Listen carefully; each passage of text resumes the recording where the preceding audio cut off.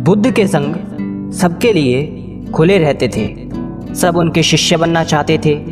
कुछ लोगों को बुद्ध सीधे अपने संघ में शामिल कर लेते थे, तो कुछ को कहते थे तुम एक दिन रात के लिए शमशान में जाकर रहो। इसी प्रकार एक व्यक्ति बुद्ध के पास आया और कहा, मुझे अपना शिष्य बनाए। बुद्ध ने उस व्यक्ति से कहा, तुम्हें मेरा शिष्य बनने के लिए एक दिन पूरा शमशान में बिताना होगा और तुम वहाँ जो भी सीखोगे मुझे आकर बताना होगा। उसके बाद ही तुम संघ में शामिल हो पाओगे। वो व्यक्ति ये सुन घबरा गया। उसने बुद्ध से कहा, दिन में तो ठीक है, लेकिन रात में शमशान में रहना खतरनाक है। बुद्ध ने कहा, कैसा खतरा? व्यक्ति ने कहा, वहाँ भूत प्रेत होंगे, वो मुझे पकड़ लेंगे।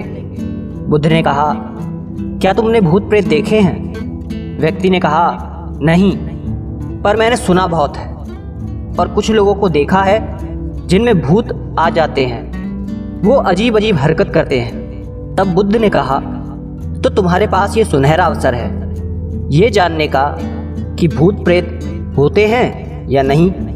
तुम वहाँ एक दिन और एक रात गुजारो और फिर विश्लेषण करके बताना कि भूत प्रेत होते हैं या नहीं। अगर तुम्हें वो मिल जाएं, तो तुम उनका विश्लेषण करना कि वो कैसे होते हैं, और अगर नहीं मिले तो तुम ये भी जान पाओगे कि वो नहीं होते। तुम घबराना मत। वहाँ जो भी घटना होगी तुम मुझे उसे आकर बताना।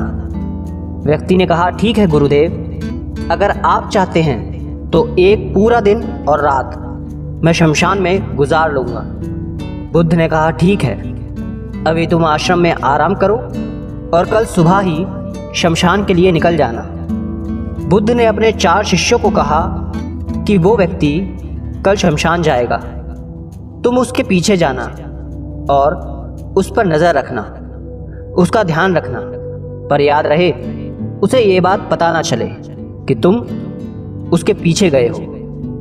अगले दिन वो व्यक्ति बुद्ध के पास गया और बोला, जैसा आपने कहा था मैं शमशान के लिए निकल रहा हूँ। बुद्ध ने उस व्यक्ति से कहा, ठीक है, अब तुम जा सकते हो। वो व्यक्ति शमशान गया। अगले दिन वो व्यक्ति बुद्ध के पास आया। बुद्ध उसे देख मुस्कुराए और बोले कि तुमने एक पूरा दिन पूरी रात वहाँ गुजारी, तुमने क्या देखा और सीखा? व्यक्ति ने कहा, मैं वहाँ सुबह सुबह गया। कुछ देर बाद मैंने देखा कि कुछ लोग एक अर्थी लेकर आ रहे हैं। कुछ लोग सामान्य थे तो कुछ लोग बेहद खुश थे। वो कह रहे थे कि उस व्यक्ति ने अच्छे कर्म किए हैं, ये बहुत किस्मत वाला है। उस बुजुर्ग के बेटे ने अपने पिता की चिता को अग्नि दी। वो कुछ देर वहाँ खड़ा रहा। उसके बाद एक एक करके सब लोग जाने लगे।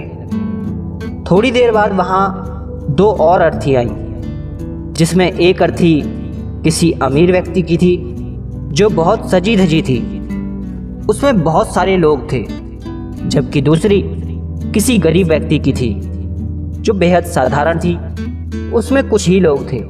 अमीर व्यक्ति की चिता चंदन की लकड़ी पर जलाई गई, जबकि गरीब व्यक्ति की साधारण लकड़ी से।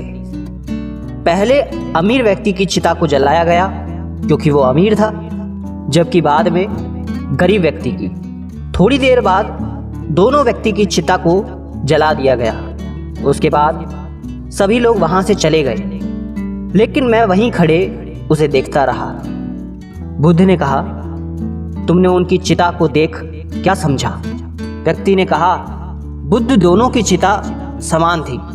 दोनों के शरीर उस चिता में जल भी एक साथ रहे थे। उसके बाद दोनों उसमें जल गए। अंतिम में जो बचा वो भी एक जैसा ही था, उसमें कुछ अलग नहीं था।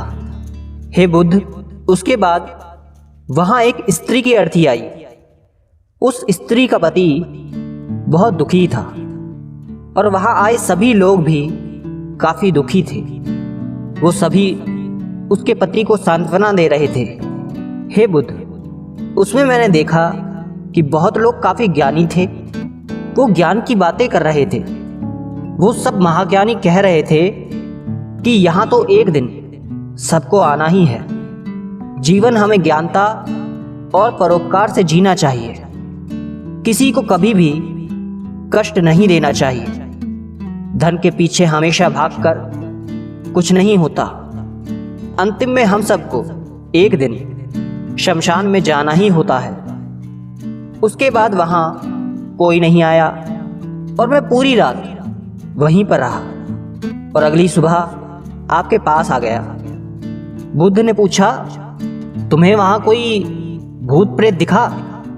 व्यक्ति ने कहा, नहीं, मुझे वहाँ कोई भूत प्रेत नहीं दिखा।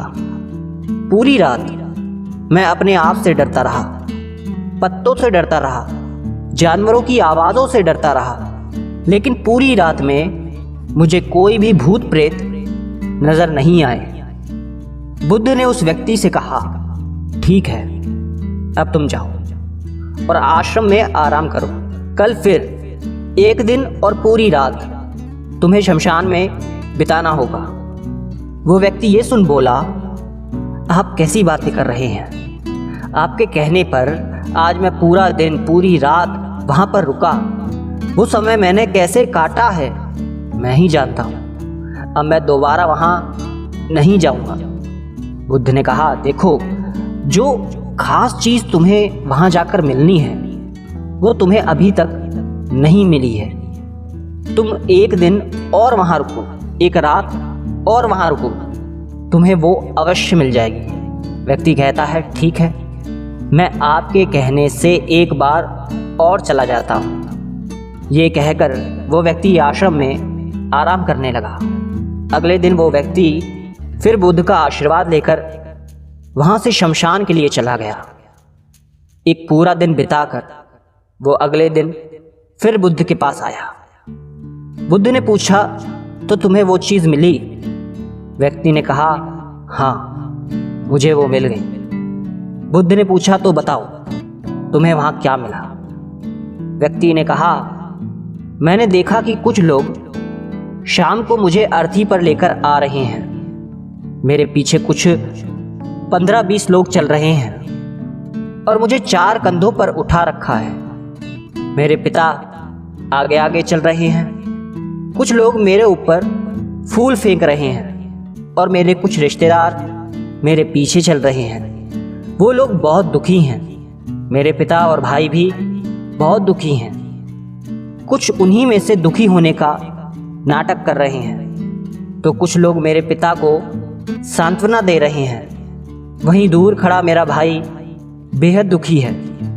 कुछ लोग उसे सांत्वना देकर बोल रहे हैं कि तुम ही अब सबके इकलौते वारिस हो। तो कुछ लोग कह रहे हैं ये गलत हुआ, वो लड़का तो अभी जवान था, अभी तो उसने कुछ देखा भी नहीं था और उसके साथ ऐसी घटना हो गई। तभी मुझे अर्थी पर लेटा दिया गया और सारा क्रियाक्रम किया जाने लगा। मैं ये सब अर्थी पर लेटे देख रहा था।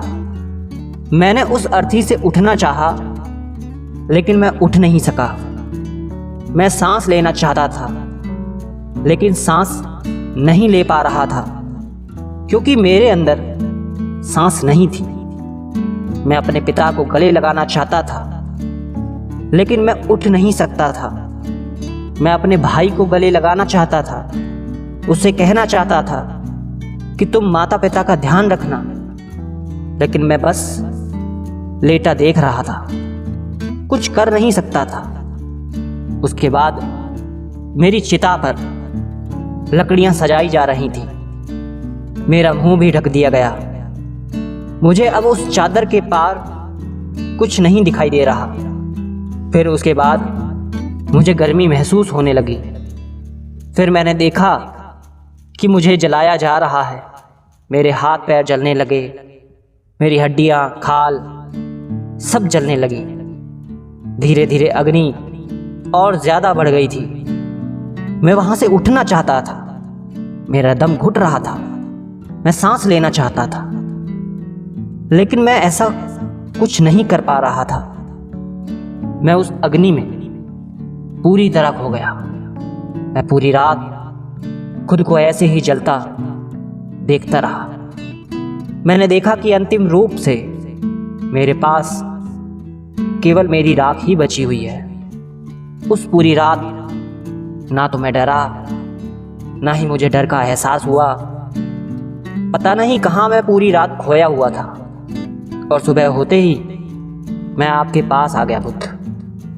बुद्ध मुस्कुराए और बोले कि अब तुम संघ में शामिल हो सकते हो, और वास्तव में ध्यान और ज्ञान होने के लिए ध्यान का बीज अंदर होना बहुत ज़रूरी है।